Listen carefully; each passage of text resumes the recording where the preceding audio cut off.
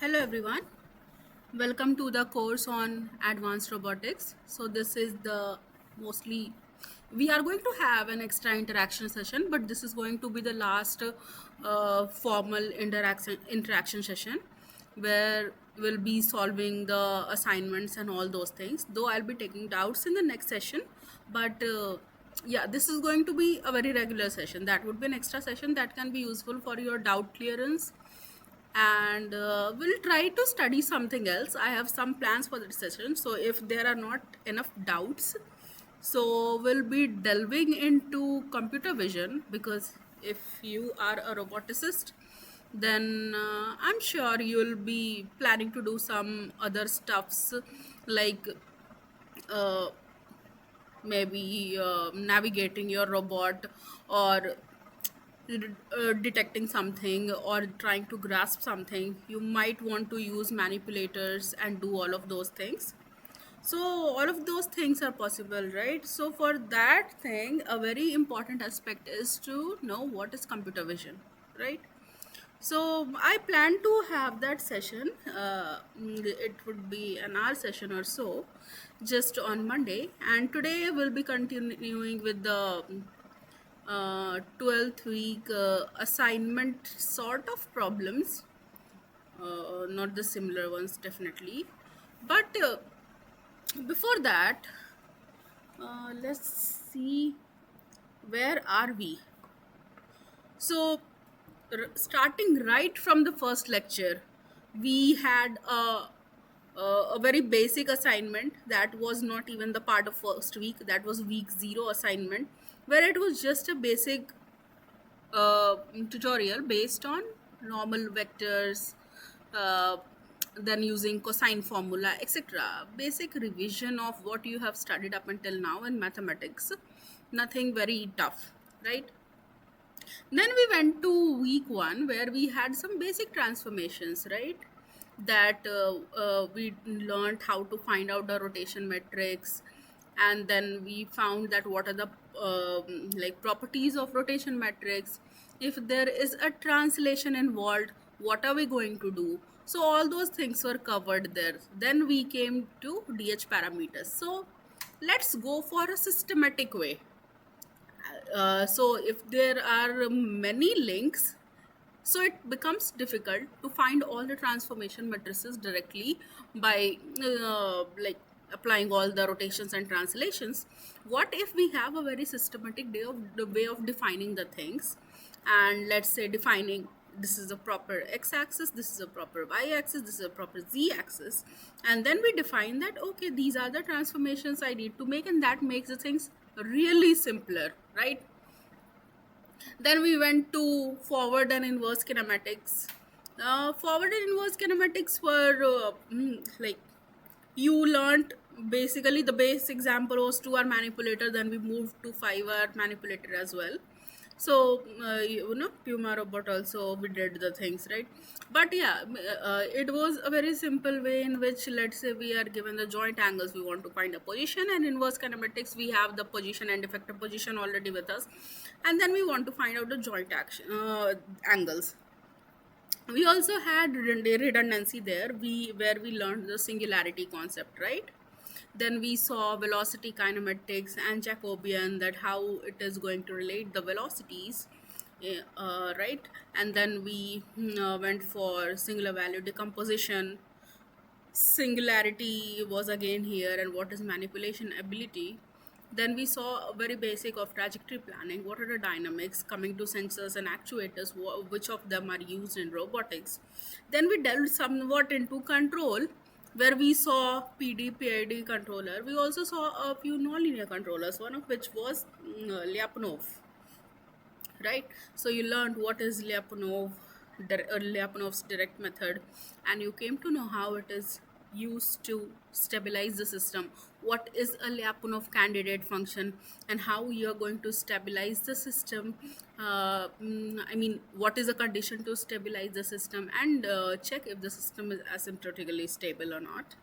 So all of these we had read, and then we moved forward to grasping, right? So it was multi-finger grasping, where we actually found out what is form closure, what is force closure, what is the grasp matrix, and how do we actually grasp the things, and what are the wrenches, what are the twists, and how do we need to hold so that it does not fall off. All those things we had seen in multi-finger grasping, right?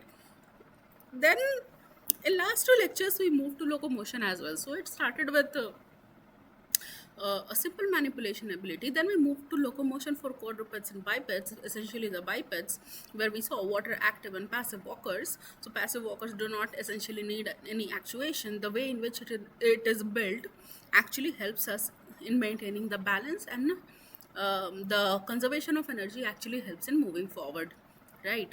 Then we moved to biped gate, water gates. Last time we had also a MATLAB example on gates, right, where we tried to like simulate the wave gate of a biped, where we saw that, yeah, the 75% of the times it has to I guess remain in stance phase, right, and for 25% of the time it should go to swing phase. And then we also saw, okay, what is the so 0 moment balance is something that we'll be looking today. We haven't seen that, but yeah, we saw what are gates and what are the how it is modeled and everything. So today also we'll be seeing how do we optimize the legged mechanisms, and what is ZMP, and how do we actually model, and the questions based on those things. So let's say if there is an object and you want to multi-finger grasp it, then all the four fingers actually act as a mobile robot, and all of the four mobile robots have to have a common consensus that how you have to achieve form or force closure. So that is something we are looking at currently, right? Okay, so this week we'll be dealing with this. Apart from this, I would also like to take the opportunity to tell you that we had a number of MATLAB problems. Approximately, I guess, for each week we had one or two problems. In one or two, it were not there, where the concepts had to be combined. So we also saw a couple of MATLAB problems, right? And all the MATLAB problems will actually help you in strengthening your concepts. So in case you have missed any of the lectures, yeah, you definitely have to go through the NPTEL lectures by Professor Ashish. But apart from that, these tutorials would also help you in strengthening your concepts, right? So all of these are already available with you. I guess the mails that you get also have the link embedded in them, which says that these are the recorded lectures, plus it is also available in your dashboard. So go through them, watch the lectures, strengthen your concepts even more, because that would help you in solving the assignments, and probably your exams are also near. Even if you haven't registered for NPTEL examination, out of curiosity or out of your interest in robotics, you should be able to solve all those things. Yeah, these are really important, and they build the basis of foundation.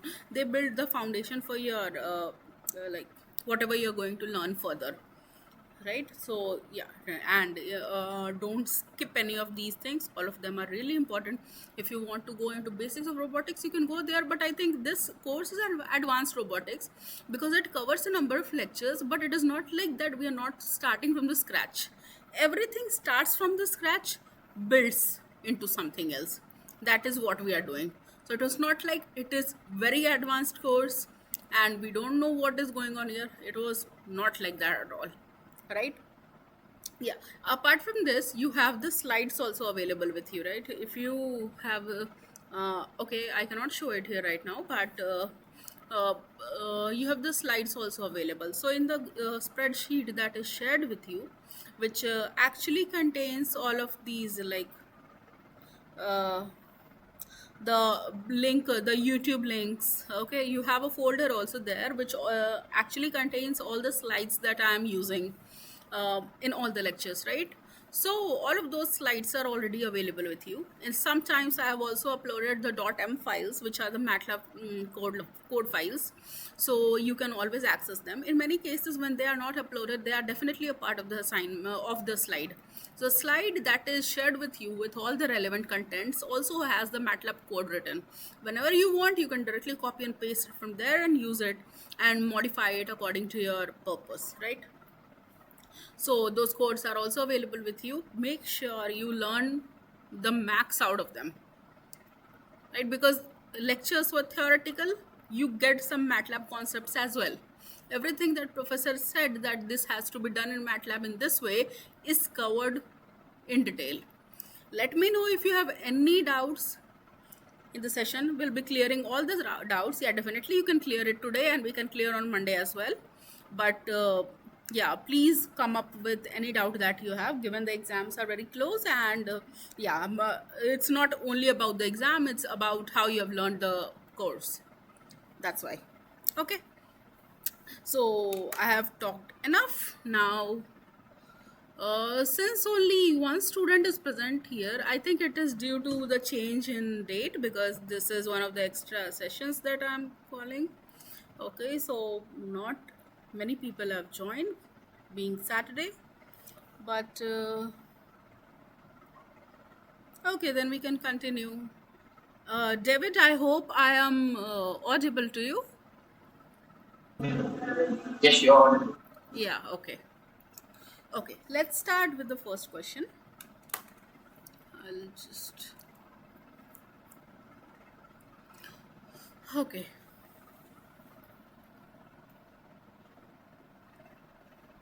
Okay. In order for a biped robot to be balanced in a single leg stance, the zero moment point should be outside the foot support polygon, inside the foot support polygon, inside or outside the foot support polygon, or in between the 2 feet. Okay, so it's talking about one leg is in stance phase and it's a biped robot. That means one leg is definitely in swing phase. So the scenario is somewhat of this kind. If this is a biped, one of the leg is in stance phase and one of the legs is in swing phase, right? So if this is the condition, what is the support polygon? So if I ask you what is a support polygon, what would be your answer? Any idea on this?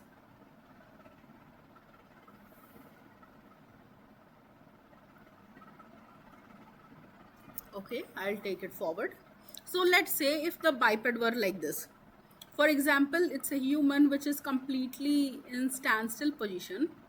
So one of the legs is lying here, one of the legs is lying here. Then your support polygon actually comprises of both of these legs. So the way in which they are lying actually makes a support polygon. And if your center of mass or center of pressure actually lies in between the support polygon or zero moment point, so all of these are different terms, they are not same definitely, but if they lie inside the support polygon, then your like the system is completely balanced. But what is happening in the other case? One of the legs is in swing phase and one of the legs is in stance phase. Okay, what is happening? The zero moment point, so the polygon is just here, just here. Now if the center of pressure does not lie in this polygon area, the biped will definitely fall. So let's talk about zero moment point at first, because that is really important, what zero moment point is. So zero moment point, I request you to make the notes of everything that we're talking, because that is really important. It's a more comprehensive way of dealing with the answers. So yeah, it would be good. It's a point on the ground where the net moment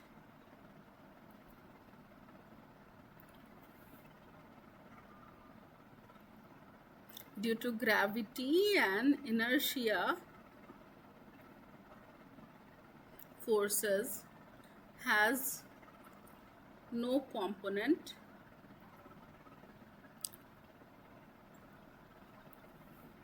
along the horizontal axis. Okay, so it is widely used criteria for dynamic balance in legged robots. That means dynamics means when we are walking. Balance in legged robots. Okay, so when a biped stands on one leg, one foot is in contact with the ground, right? As it is shown here. This only forms the support polygon. Usually the sole of the foot is only the support polygon. So for the robot to remain dynamically balanced, the ZMP must lie within the support polygon. So this zero moment point should be inside the support polygon. The projection on the ground on the support polygon should lie within it. If the ZMP is outside, it means there is a net tipping moment and the robot will fall. So if it is outside, there is a torque being exerted and the robot can fall due to that torque. There is a moment, right? The other point is that, okay, can we go I think we can go through the example of a true 2D planar model of a robot. So let's check it first.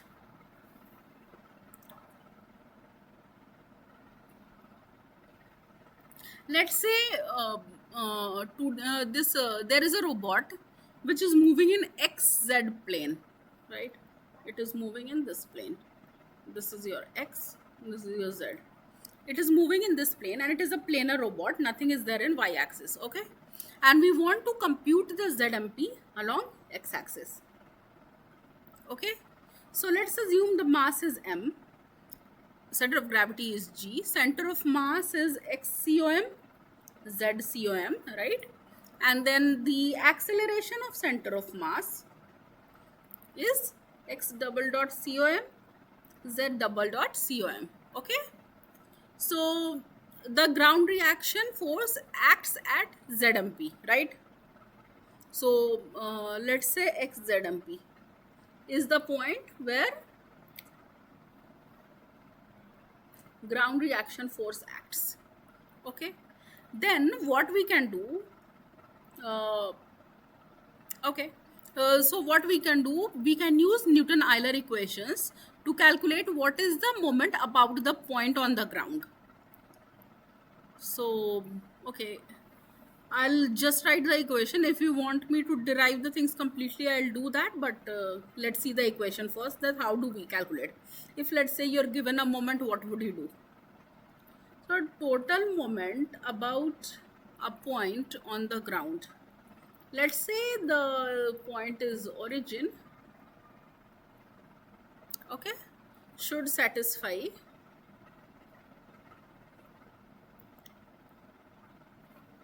mx is equal to m into z center of mass, x double dot center of mass minus x center of mass, z double dot center of mass minus g. Okay, so the ZMP condition is what? It is mx should be equal to 0, because we don't want any moment about the x-axis. That is what we wrote here, right? Any horizontal, we don't want any moment about the net horizontal axis. So yeah, if mx is equal to 0, that means this m is going to anyway go out. So it would be just z center of mass, x double dot center of mass is equal to x center of mass, z double dot center of mass minus g, right? If you rearrange this equation,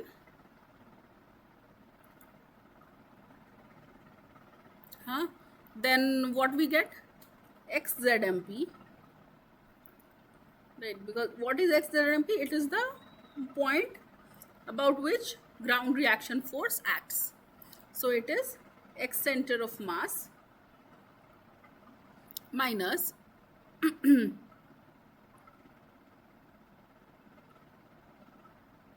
z center of mass upon z dot center of mass minus g x double dot center of mass. We have just rearranged the terms. Okay,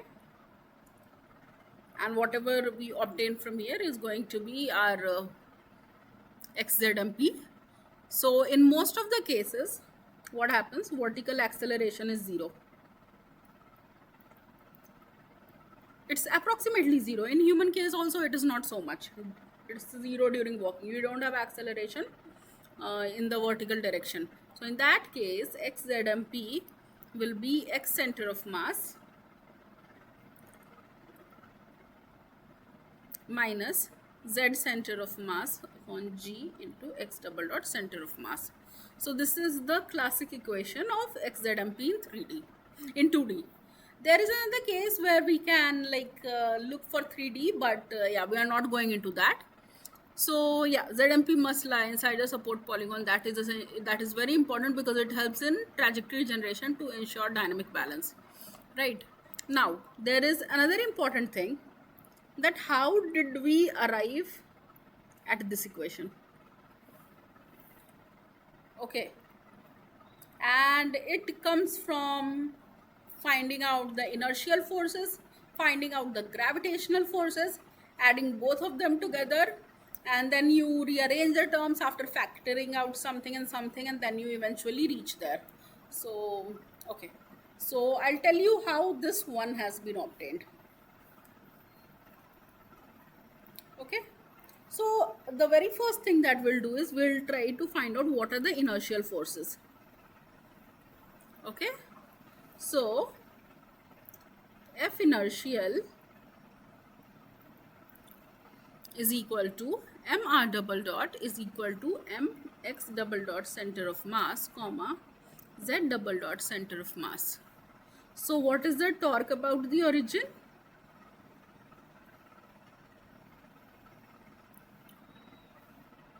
It is mx inertial is equal to z center of mass into mx double dot center of mass minus x center of mass into mz double dot center of mass. Right, then we look for gravitational forces.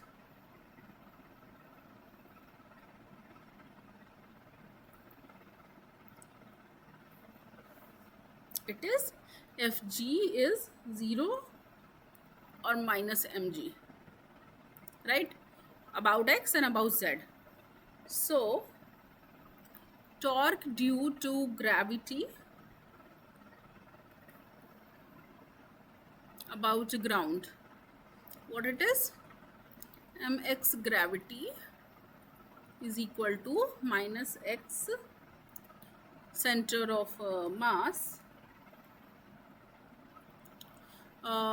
into minus mg, that is a force, right, is equal to x center of mass into mg. When we add both of these together, then we are going to get the net moment, and that is mz center of mass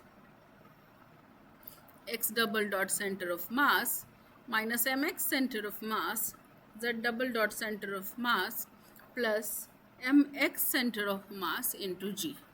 What we can do, we can just factor out m. So it's z center of mass x double dot center of mass minus x center of mass z double dot center of mass plus x center of mass into g, right?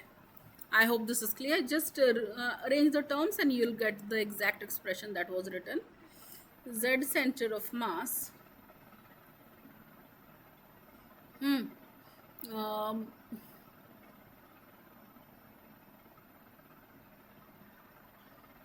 into x double dot center of mass minus x center of mass, arrange these terms, minus g. So this gives us the equation that we needed, and after that only we have tried to find out the ZMP condition.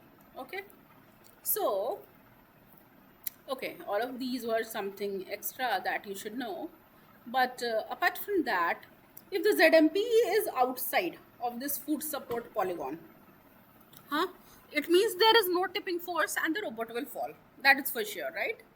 So the first option is outside the foot support polygon. This is incorrect, right? Because if the ZMP is outside, the ground reaction forces can't counteract the moment and the robot will tip over. The next option is inside or outside the foot support polygon. This is also incorrect because for dynamic balance, the ZMP must be strictly within the support polygon. Outside implies instability. And the last one is in between 2 feet. This is also incorrect because this might make sense in double support phase, but the question is about a single leg stance. Only one foot is in contact with the ground. So it's not even in between the 2 feet. So yeah, your correct option is inside the foot support polygon. This is your correct answer. I hope everything is clear at this point.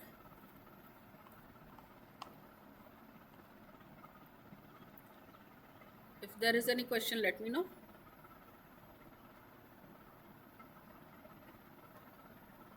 If it is, then let's move to the next question. Okay. So the dynamically unstable hopping robot has how many degrees of freedom? So it basically refers to Ribot hopping robot.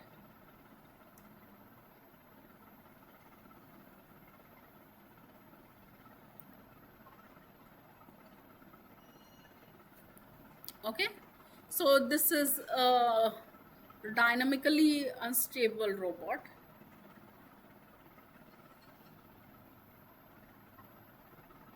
And it is single-legged robot.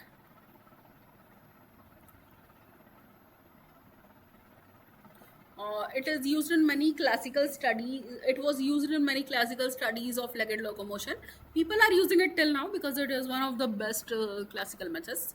Anyway, in its simplest 2D planar model, okay, the one we have for this hopper, what we do is we just have two kinds of motion. One of them is vertical motion along the z axis, which essentially changes the height of the body.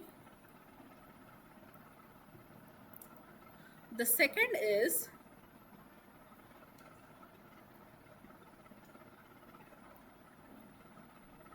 pitch rotation. Let's say it is given by theta, which defines the angle of the body.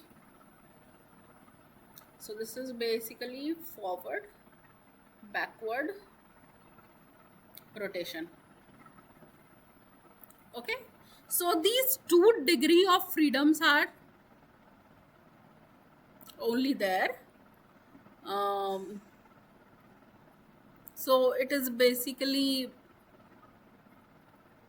the robot basically relies on dynamic stability because it cannot rely on static balance, right? It is not a table or a humanoid that has some double support or anything. So it just has 2 degrees of freedom. So first option is 1 degree of freedom. It is incorrect because a system with only one DOF cannot model the up and down motion and orientation as well. This would be oversimplified, right? The other option is 5 degrees of freedom. It is incorrect because it is not for classical hopping robot. This might include models with additional limbs or movements in 3D, but Ribot planar hopper does not take into account, right? The other is standoff. This would be closer to a full biped. In 3D with limbs, joints, etc. Definitely not the basic hopping robot. Okay, so yeah, this is your answer is second. Let's see this 3D hopping robot. Okay, so it is modeled in 3D. Like one of the examples we can take is MIT cheetah or animal. All of these are hoppers also, although they are quadrupeds, but still. So then the number of degree of freedom increases due to full body translations and rotations. So everything comes into picture. All translations plus all rotations. Everything comes into pictures. into picture. So there are three translations, right? Degrees of freedom, which are X, Y, and Z. And then there are three rotational, which include roll, pitch, and yaw. And then joints are something different things that can also be modeled. So if joints are modeled, they include another degree of freedom. So they might have their own degrees of freedom associated. But for the classical dynamically unstable hopping robot, 2 degree of freedom is only the correct option. Okay. I hope this is clear.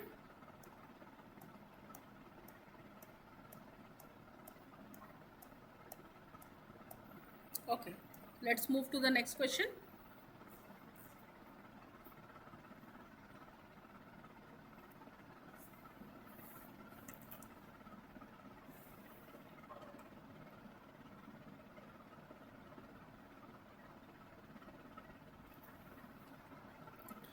Okay, so for walking in a straight line, a biped robot needs how many minimum degrees of freedom?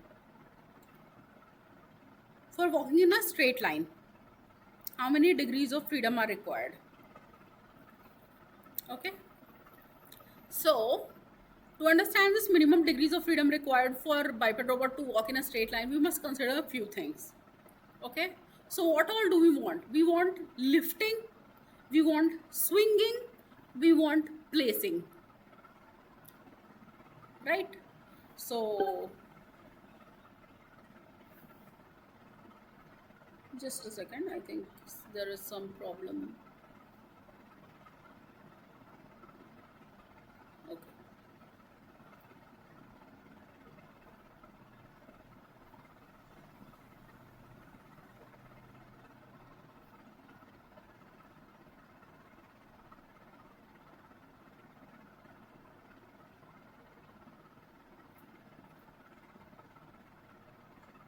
Okay. So for walking in a straight line, a biped robot needs how many degrees of freedom? That is a question that we have. And then, yeah, one leg needs at least 3 degrees of freedom. If you want to lift the leg, okay, so it would be associated with hip joint. If we want to swing the leg, let's say swing the leg forward, because we are walking forward, then we want, it would be either hip or knee joint. Okay, then if we want to place the foot properly, it would be either would be either ankle or hip extension. Okay, so for both the legs, as of now, whatever we have considered, minimum degrees of freedom is 2 into 3, because for 2 legs we have 3 degrees of freedom, so it is 2 into 3, which is equal to 6. Okay, so what all they can be? They are essentially hip flexion extension, right? They are knee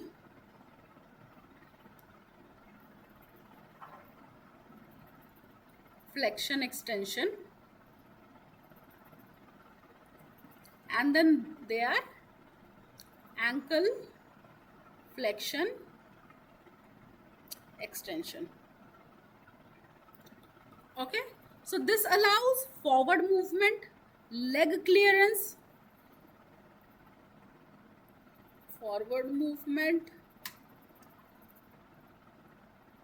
leg clearance, foot placement, and balance, because all of these are the things that we need. So balance is via center of mass and ZMP placement, all of them, right? So the other options are okay, so the other options are 4, 8, and 10. So 4 is too few. because one leg with only two joints would not support walking while lifting and balancing all of these. So 4 is definitely incorrect. uh, like if we go with 10 degrees of freedom, then it is more common in full 3D walking models. Example, matlab, it should have some other functions also, so we'll come to that. So yeah, definitely 4 is incorrect, 6 is bare minimum, 8 is there, and 10 is there. Now what all things do we want? If we want to walk in a straight line, that means we don't also want to move laterally. That is one of the important things, right? See, if you want turning, balancing, right, or full 3D humanoid locomotion, then in that case you would need more degrees of freedom. But uh, now let me tell you, so you got 6 degrees of freedom, right? But what if we also want lateral balance? Because we want to move straight, that means we want to have a degree of freedom for lateral balance control.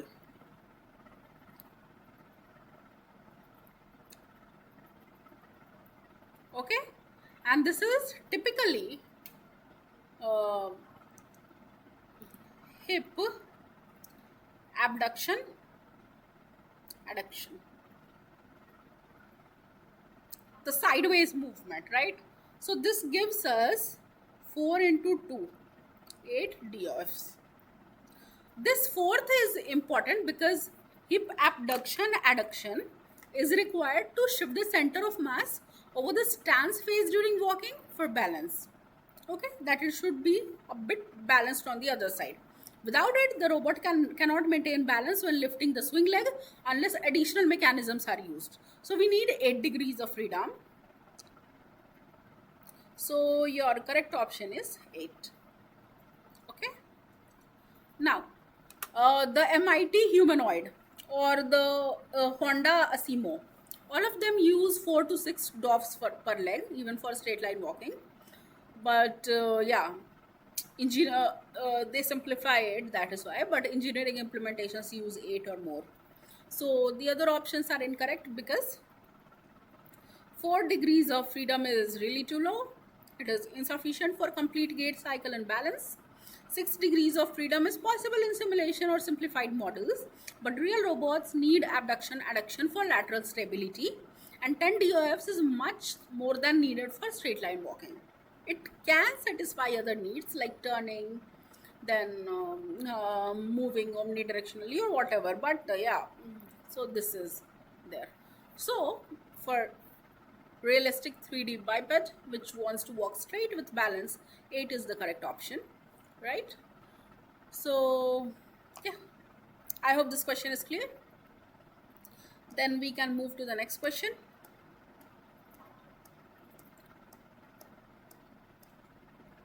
Okay, so during biped gait, the robot can move forward by using how many different hip and foot trajectories? This so it is 1, 2, 10, or infinite.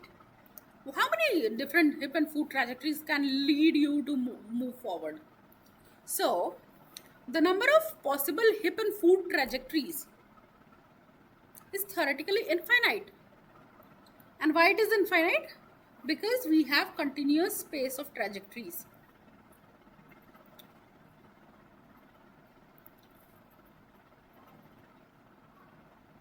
Okay, so trajectories are functions of positions versus time, right?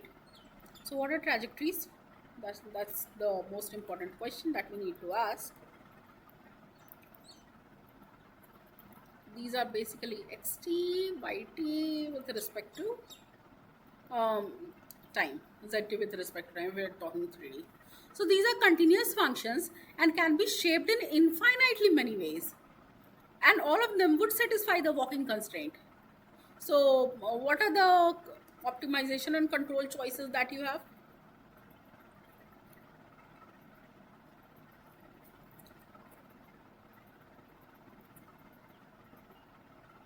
What are they?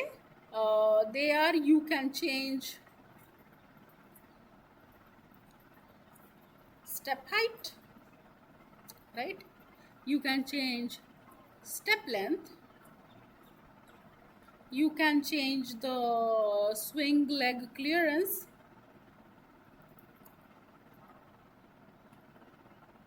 you can change the duty cycle, you can change the let's say if we talk about hip, we can also talk about knee, because any of them we can be there. If we talk about the knee and change the hip oscillation path, so each variation will result in forward movement irrespective of the changes that you're making. So trajectory planning is not unique. Multiple foot trajectories can achieve the same goal.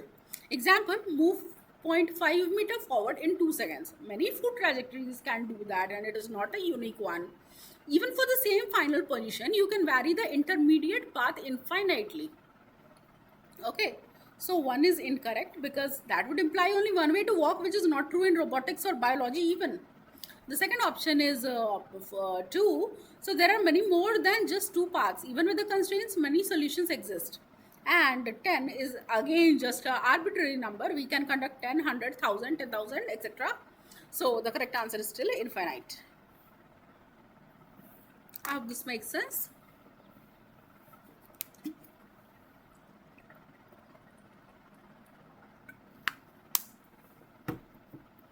If it does, then let's move to the next question. So yeah, one more thing. In control, we often use canonical trajectories. Example, sinusoidal or cycloidal swing leg. So trajectory optimization is also used to minimize energy, torque, or maximum stability. But that does not, both of them do not limit the number of feasible trajectories.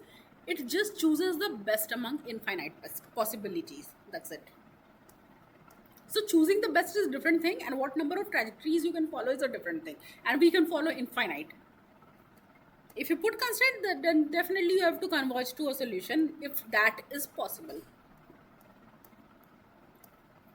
Okay, then let's move to the next question. So for finding the optimal trajectories for biped walk, we minimize energy during gait, we minimize the time of gait, we minimize the step length, or we minimize the hip height. What do we minimize to find the optimal trajectory? Okay, so in most robotics and biomechanics literature, optimal trajectories for bipedal walking are computed by minimizing a cost function. Okay, and what does that cost function include? So this is really important. We need to minimize the cost function. Okay, now uh, energy consumption is one of the most common and a natural choice. That is what we are mostly interested in. We want to reduce the control effort. We want to reduce what energy is being consumed. We cannot have very heavy batteries on some mobile robot, right? So we want, this is the most natural and common choice. So energy consumption.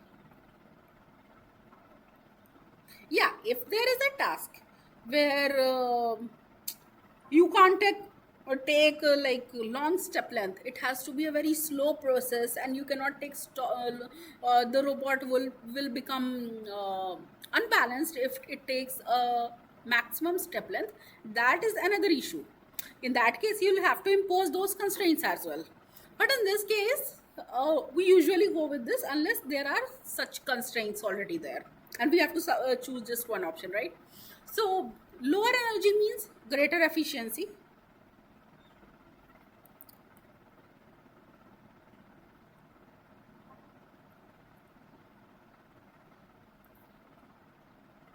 Right, then it also mimics the biological system, because as humans we tend to naturally choose energetically optimal gates.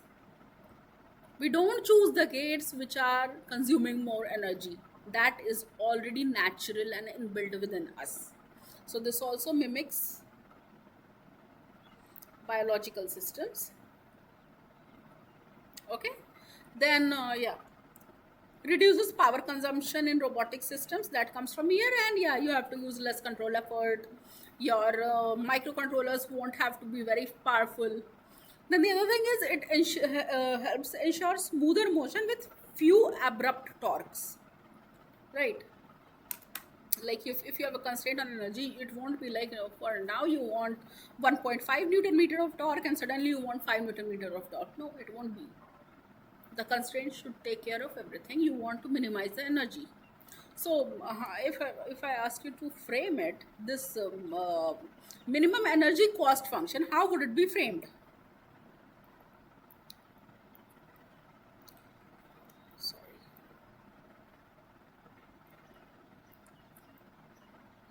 It would be typically be framed as minimum of power, sorry, power dt from 0 to t, right?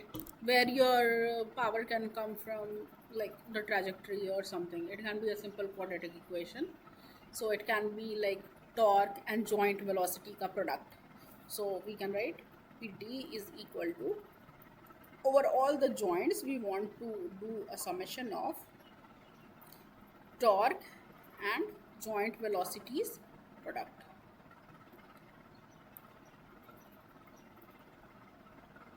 Right, for jth joint, and it is summation, making summation over all the joints.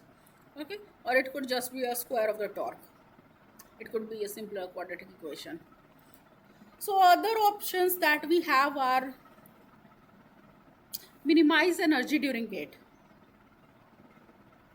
That is the correct option actually. The next option that we have is minimize the time of gait. That would lead to a faster walking, but not necessarily efficient or stable walking. So this is common in sprinting, but not in optimal bipedal walking, right? So if you want a robot to walk too fast, use this. We don't need it in general applications. Then the other is minimize step length. Not helpful. Very short steps may reduce energy per step, but increase the total number of steps and become inefficient is really a problem. You have more number of steps here, then also it becomes problem. But yeah, minimizing the step length does not help actually. Then the other is minimized hip height. Does not help walking. In fact, you need a vertical motion to lift the leg and step forward. A flat hip trajectory restricts gait feasibility. You won't be able to lift and you would be just crawling. So that does not make sense. So yeah. So if it is a time optimal gait, use this.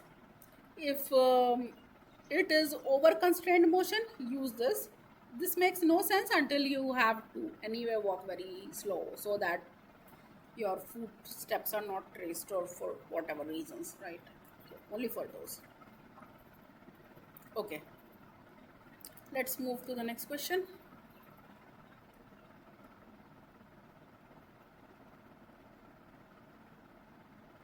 Okay, so when a biped jumps, we can absorb the impact forces on the foot by not using motors, making the links rigid, adding compliance at the joints, or none of the above. So when a biped robot lands after a jump, what happens? If it lands after the jump, it experiences high impact forces, right?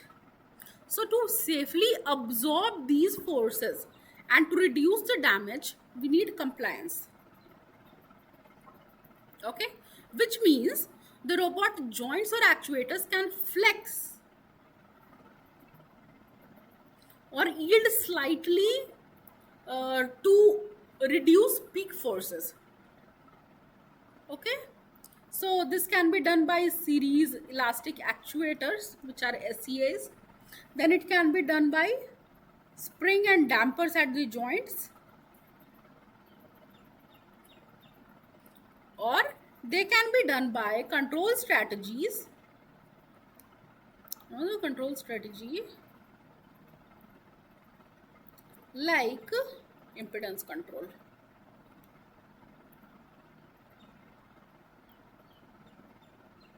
Okay, so these approaches smooth out impact loads, protecting both the hardware and enabling more neutral landings or natural landings.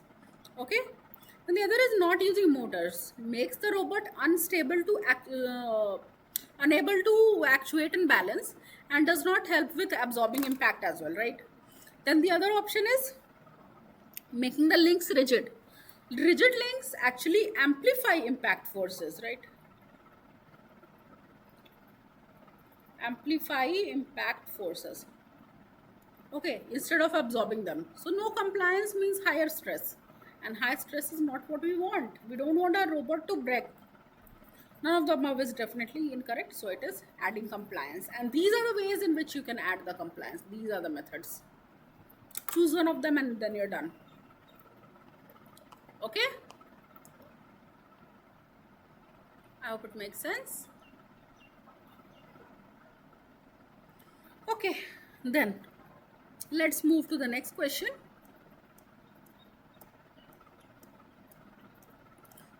Multi-agent or swarm robots are used for single tasks by a robot, impossible tasks, difficult tasks, cooperative tasks that cannot be done by one robot.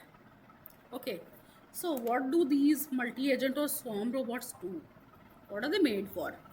So one thing is they distribute work among multiple agents. Okay, then they handle large scale or spatially distributed problems. You know, a manipulator cannot reach everywhere, but mobile robots can. uh,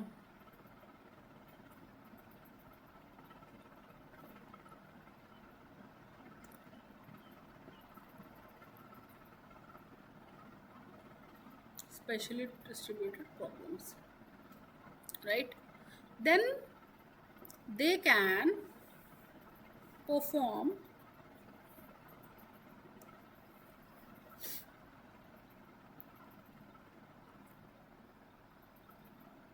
cooperative tasks like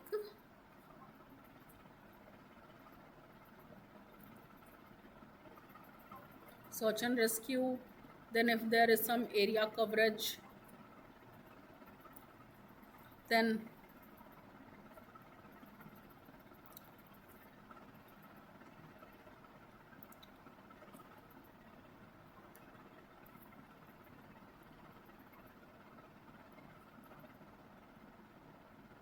multiple robots, and then if there is some work of surveillance or exploration, all of these. So these tasks cannot be efficiently or feasibly performed by a single robot due to physical, sensors, which is sensory, or computational limitations. Okay, so that is why we need multi-agent or swarm robots. The first option is single task by a robot. It is redundant. You wouldn't use many robots to do something one robot can easily handle alone. So this is wrong. The other option is impossible task. This is also misleading. The goal is to make difficult or large tasks possible, not impossible ones. Okay, so not this. The other is difficult task. This is partially true but vague. Some difficult tasks can be done by a single robot. The key reason is when cooperation is required. Okay, the other option is cooperative tasks that cannot be done by one robot. This is where we want. Okay, I'll be back.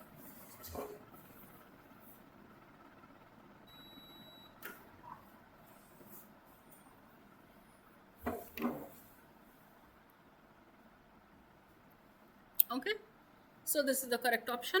I hope it is clear. If it is,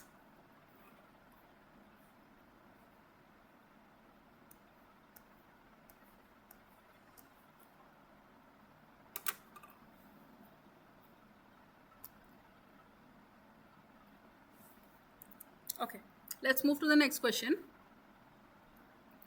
A moving object can be captured by multiple robots having point contact with friction by satisfying form closure, force closure, no closure, none of the above. Okay. So, to securely grasp or capture a moving object using multiple robots, these multiple robots could also be fingers. Okay. Especially with point contacts and friction, we rely on the concept of force closure. Why force closure? Can you tell me what is force closure?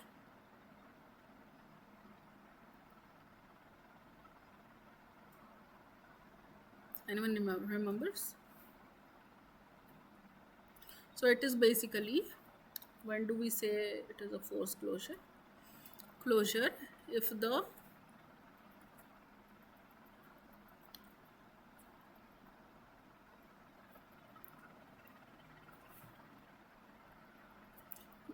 applied contact forces can be used to resist any arbitrary external wrench. Okay, and these can be force plus torque. Wrenches are force plus torque, right? Forces and moments applied to the object. Okay, so what does it require? It requires frictional point contacts,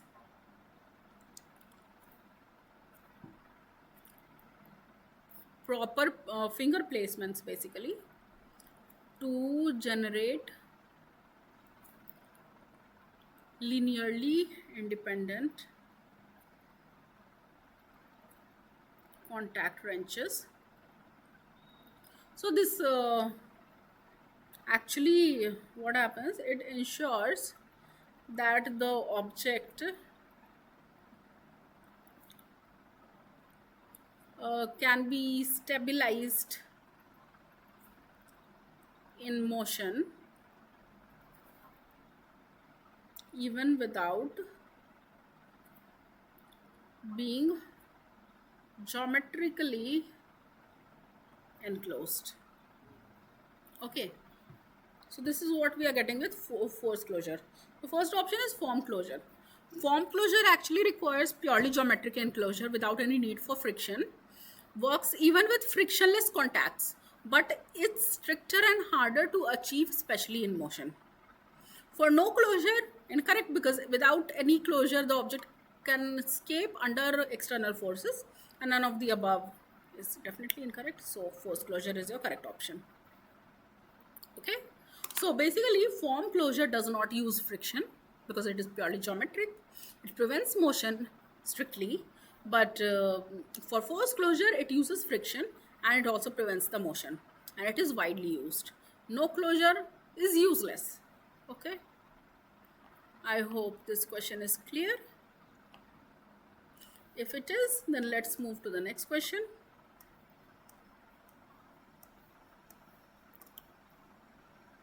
Okay. A moving object is constrained by multiple mobile robots. We can check if it is fully constrained by examining the total freedom angle, contact angle, support angle, or no angle. That is what is our question. So before doing anything, let's check what is freedom angle, because that is what, if you've gone through the lecture, you would know it is freedom angle. So what is freedom angle?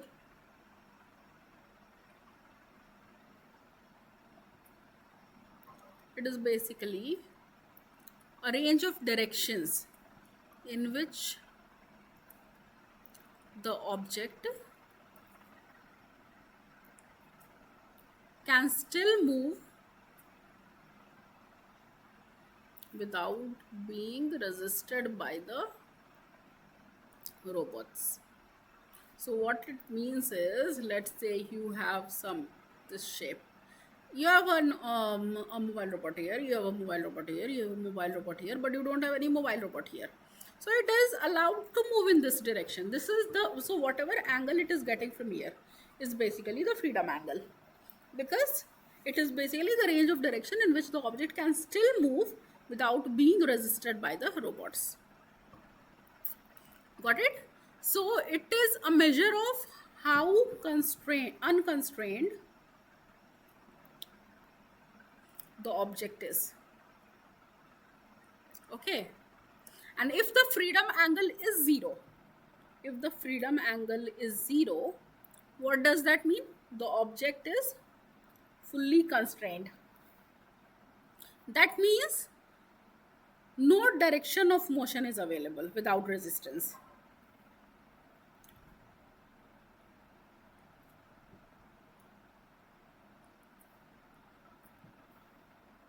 Got it?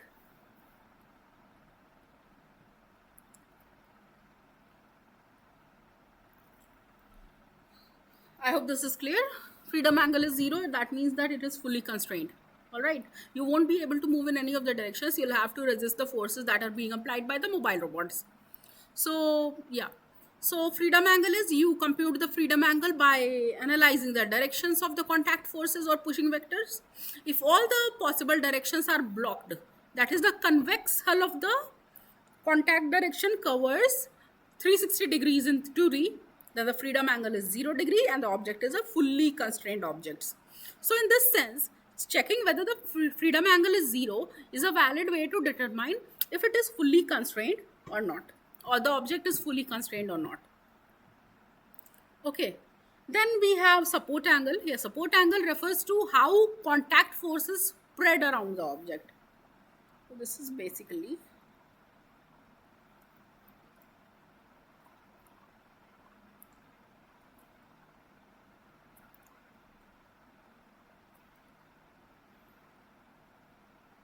okay. So yeah, so that was, it is basically used in grasping and caging theory. So all right, so freedom angle is the angle of unconstrained motion. Support angle is angle of supporting force coverage, and contact angle is contact geometry term not used for constraint. So this is also incorrect. So the correct option is freedom angle. Okay.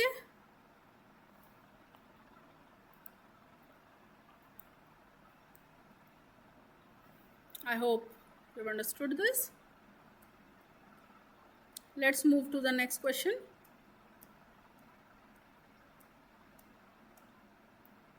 The minimum number of mobile robots required to constrain a 2D moving object having frictionless contact is 2, 4, 7, or 10. Okay. So when frictionless point contacts are used, that is, only normal forces can be applied. We must rely purely on geometry to constrain the object's motion. Does you understand that, right? If there is no friction, you won't be able to move in any of the directions, X, Y, and Z. But you will just be able to apply the normal force. Right. So we have to rely purely on geometry to constrain the object's motion. It is not possible due to force closure. Now, this is related to form closure in grasping theory. So the degree of freedom, okay. So it is a 2D object, right? So a rigid object in 2D has two translational DOFs, okay, which is X and Y, and one rotational DOF, which is theta. Okay, so in total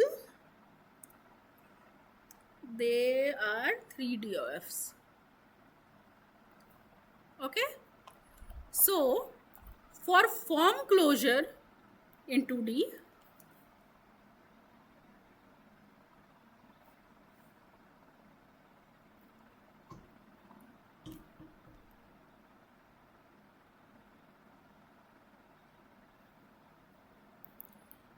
Using point contacts without friction, the minimum number of contact points needed is 4, because this ensures enough constraints to eliminate all 3 degrees of freedom. Contacts must be non-collinear and appropriately spaced. That is a definite thing that we want. And each contact can only push along its normal. So more are needed than in frictionless cases, because we need more normal forces. We cannot go beyond it. So the other options are 2. So this 2 is only enough to prevent motion along 2 directions. Object can still rotate or slip. 7 and 10, both of them are more than unnecessary. They may ensure redundancy or robustness, but they are not minimal. So correct option is 4. I hope this is clear. Any doubts on these questions? If not, then we'll proceed to the MATLAB problem.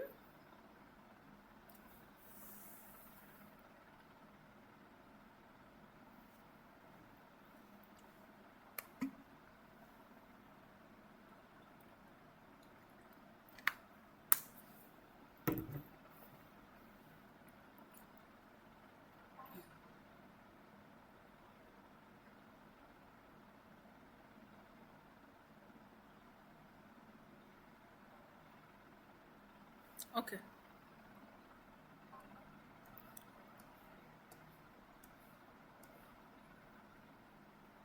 So this is a MATLAB problem we are going to work on. It is determining the full constraint of a 2D object by mobile robots with frictionless contact. Okay, so what is it? A 2D object is being pushed by 4 mobile robots, each exerting a unit normal force due to frictionless contact at different angles. The contact normals for the 4 robots are represented by 0, 90, 180 and 270 degree, essentially along the norm. It is like 90 degrees to each other. Then each robot applies a unit force along its respective direction, which is inward pointing toward direction towards normal. It can definitely not pull, it can only push. So construct the wrench matrix where each column is the wrench, force and torque due to one contact point. Determine whether the object is fully constrained, whether the system can resist any external wrench or not, is it under force closure, plot the contact force direction and convex hull of their forces. Okay, so let's see this. Go ahead. Okay, so these are the 4 angles that we have defined. We are converting from degrees to radians, and these are the positions along which the forces are being applied on the object. Okay, the forces are cos theta, sin theta, and then we construct the wrench space. Now we'll go in detail how we are doing this and how these forces are cos theta, sin theta. We'll see that. Let's check from here. Okay, so we are defining a 3 cross n matrix. Okay, where n is the number of contact points for robots. Okay, each column will represent a wrench contributed by one contact. This is clear. There are 3 rows because forces have 2 components, fx and fy, and there is a torque which is about the z axis, which is out of the plane. Then the column of wrench is fx, fy and torque, right? What we need to do is we want to iterate over robot or each of the contact points. Okay, now the forces are calculated for the ith contact. There are 4 contacts for ith contact. So force is a 2 cross n matrix where each column is cos theta and sin theta. This represents the inward normal direction for a frictionless contact. Okay, so the positions are xi and yi of the contact point on the object. This is relative to the object center. This is a moment arm for torque computation. Now, the torques are being computed using the same formula, R cross F. It's just that it is by both the 2 forces and the respective R vector is taken into account. So this is the Z component of the cross product, which is written here. So that is being used here. 2D torque is computed using this, and physically it measures how much the force tends to rotate the object about its center. So that is all being done here.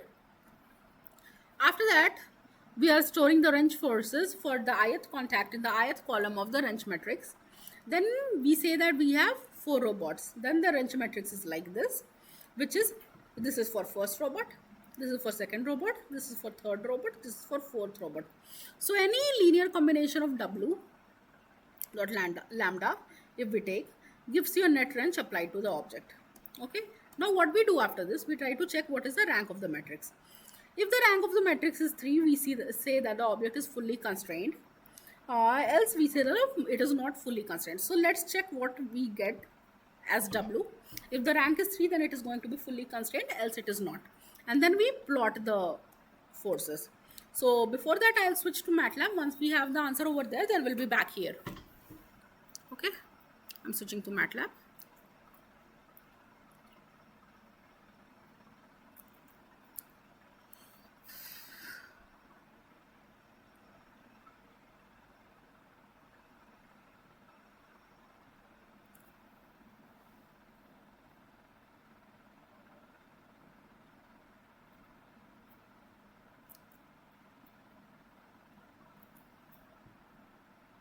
Why is it not showing me MATLAB option? I'm not sure about it.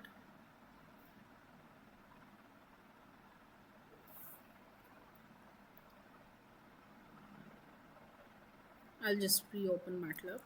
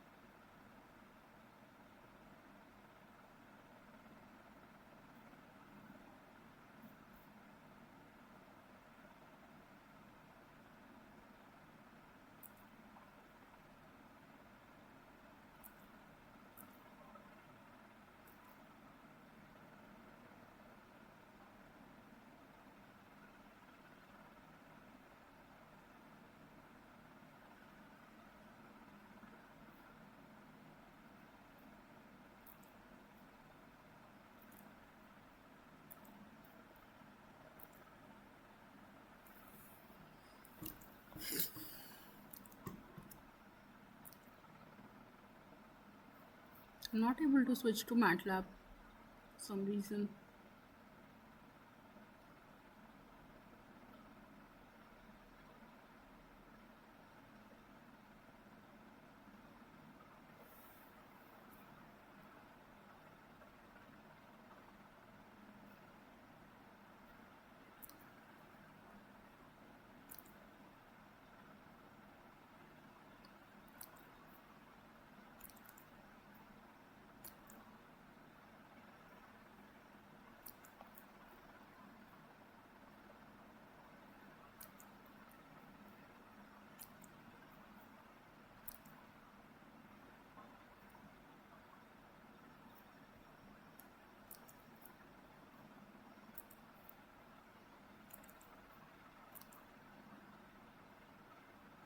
Okay. Yeah, now it comes. So here you can see this is the complete code that we already talked about. When I run this code, we get to see that, yeah, we get the wrench matrix of following kind, and it is being said that the object is not fully constrained. Why it is being said like this? Because you can see the rank of the matrix is not full. It is not full rank. In the third row, you have all the quantities to be zero. That means torque being exerted for first contact, for first mobile robot, which is made by first contact. The second, third, and fourth, all of them are zero. But torque is zero means you won't be able to apply a resistive torque opposite to what is happening over there. Object is not fully constrained, And I'll switch the screen again. Just will be clear that why this is happening. Let's see this. So you can see the screen currently. So yeah, the contact force direction is frictionless. It is being shown. So the arrows are really small, but yeah, you can see that the forces are acting. Okay, so that was just a very normal plot. So I'll get back again to the slide. Okay. So from here you can see that what went wrong is just this. We have four frictionless points for four sides of a square, and then with normal pointing inwards. Okay, and we get this wrench matrix.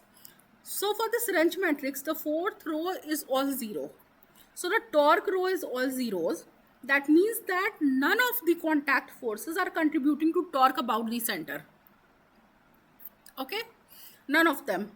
And so although translations in x and y are constrained, you cannot move in x and y directions in any random direction, but rotation is not full constrained. Okay, that is the problem we are facing. See, you can always move in x and y direction. That is what is being shown by the first two rows, but the last two rows, which has all torque and it is all zero, that means you cannot move in, your torque is not being constrained. That means you can rotate in any direction, but you won't be able to like resist a torque.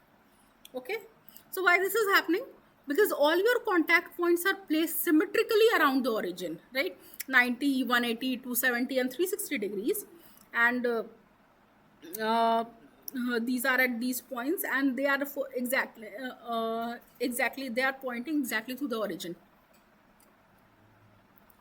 So they are not perfectly radial or symmetric to create a non-zero force, right? So this torque which is being created here is not really useful. So in frictionless grasping, it is not just the number of contacts. It should be greater than 4 in case of 2D, but also with their positions and force direction, it should be fully constrained. If it is not, then it is a problem. Now, these four mobile robots apply unit normal forces inward on a 2D object, right? So all of them are symmetrically arranged about the center. So the wrench matrix looks like this, and this row appears to be completely zero. So there is no net moment. So why this object is so this is the reason why this object is not fully constrained. Okay, so from here the insights that you can draw are: zero net torque is not the ability to resist arbitrary torques. All right, so in this force or form closure, the test is not whether the net wrench is zero. We don't want to test that. We just want to test that the set of contact wrenches can generate any arbitrary wrench. And yeah, in our case, it is being satisfied for forces, but for torques, we are not able to satisfy that. So the object is fully constrained if and only if the contact forces can resist any possible force and torque, which is not happening in our case. It's not happening for the third dimension, basically. So the insight is that, yeah, the object is fully constrained if and only if the contact forces can resist any possible force and torque, and which is not happening. So from here, what we can say that uh, this net zero moment is not resisting rotation. So even though if we can create zero net torque, we cannot produce a non-zero torque. So the system can really prevent the translation, but it cannot resist rotation at all, and hence it is not under form closure. So it's not completely under geometric constraint. It is not completely under all the force constraints. We are not able to resist a moment. So this is wrong.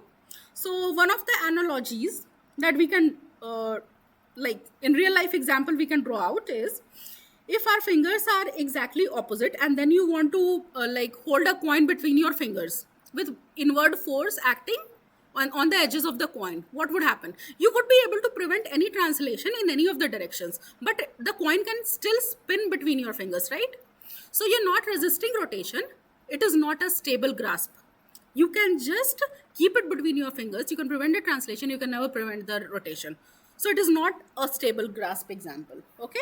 So it should be greater. The contact forces should be sufficient in number, That means they should be greater than 4 for frictionless in 2D. For 3D, it is going to be even more. And then they should be sufficiently placed so to generate non-zero torques about the center. Okay, that means that their lines of action must not pass through the same point. That is the origin. Okay, so we are done with the today's lecture. If there is something you can say. And one more thing, a general announcement that we have the last NPTEL extra lecture happening on Monday. So today's lecture was scheduled for 1 hour. It went to 2 hours because it was a regular lecture. The last lecture which we have on Monday will be for 1 hour only, 6 p.m. to 7 p.m. That's it. Any doubts that you have before the exam you want to get clarified on, any MATLAB problem or anything, you can consult. I'll be happy to answer. Apart from that, I'm also going to take a light basic course on computer vision.